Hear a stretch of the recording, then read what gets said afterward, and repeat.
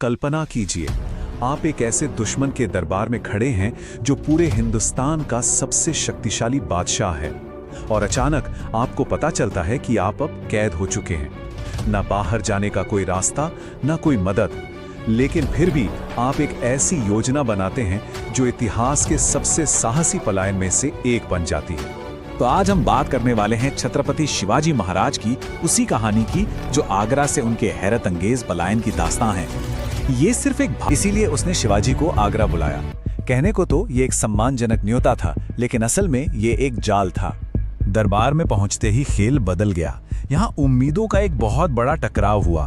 शिवाजी, जो खुद को एक आजाद शासक मानते थे, ये सोच रहे थे कि उनके साथ बराबरी का सलूक होगा, एक सम्मानित सहयोगी जैसा। लेकिन औरंगजेब की नजर में वो बस एक और स्थानीय सरदार थे जिन्हें सल्तनत के नीचे रहना था। अब ये जो बात है ना, ये सच में गौर करने वाली है। ये सिर्फ प्रोटोकॉल की कोई गलती नहीं थी, ये जानबूझकर किया गया अपमान था। शिवाजी महाराज को उन लोगों के पीछे खड़ा कर दिया गया जिन्हें वो जंग के मैदान में धूल चटा चुके थे। ये एक ऐसा अपमान था जिसे वो बर्दाश्त नहीं कर सकते थे और उन्होंने इसे सहने से साफ इनकार कर दिया। और शिवाजी महाराज वो चुप रहने वालों में से नहीं थे।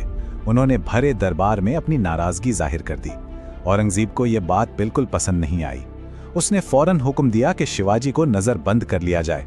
अब शिवाजी एक ऐसे महल में कैद थे जहां चारों तरफ सैनिक थे और हर रास्ता बंद था। लेकिन औरंगजेब ने आखिर कैद किसे किया था? दक्षिण भारत में एक नई ताकत जन्म ले रही थी, एक ऐसा योद्धा जो छोटे छोटे किलों से शुरुआत करके एक बड़े साम्राज्य का सपना देख रहा था।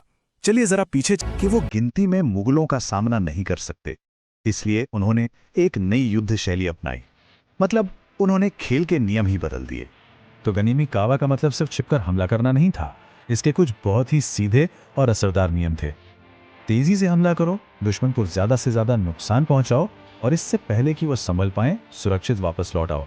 दुश्मन की ताकत से सीधे भिड़ने के बजाय उसकी कमजोरियों पर वार करो, जैसे कि उनकी सप्लाई लाइंस। ये एक ऐसी रणनीति थी जिसने बड़ी बड़ी मुगल सेनाओं को परेशान करके रख दिया था। तो चलिए अब वापस आगरा चलते हैं, जहां शिवाजी महाराज अपनी इसी रणनीतिक सोच का इस्तेमाल एक बिल्कुल अलग जंग के मैदान में करने वाले थे, अपनी कैद से बाहर निकल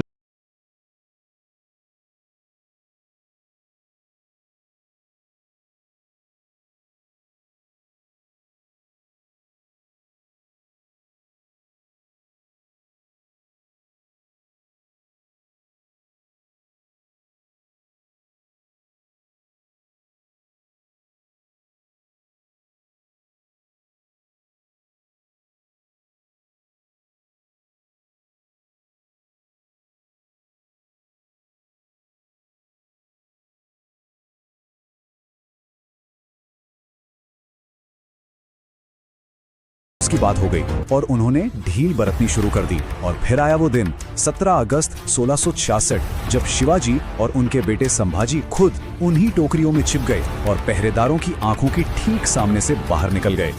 लेकिन एक सवाल ये भी उठता है कि क्या सच में ऐसा ही हुआ था? देखिए, टोकरियों वाली कहानी तो सबसे मशहूर है और इसका जिक्र हमें सितंबर 1666 के एक राजस्थानी खत में भी मिलता है, जो घटना के फौरन बाद लिखा गया था।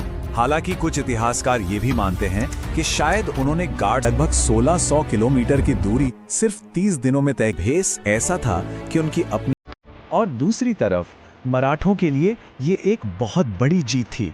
उनके नेता ने मुगल बादशाह को उसकी ही राजधानी में मात दे दी थी।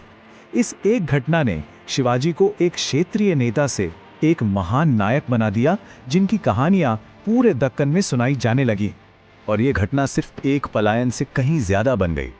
ये चतुराई और आजादी की कभी ना हारने वाली भावना का प्रतीक बन गई, एक मिसाल।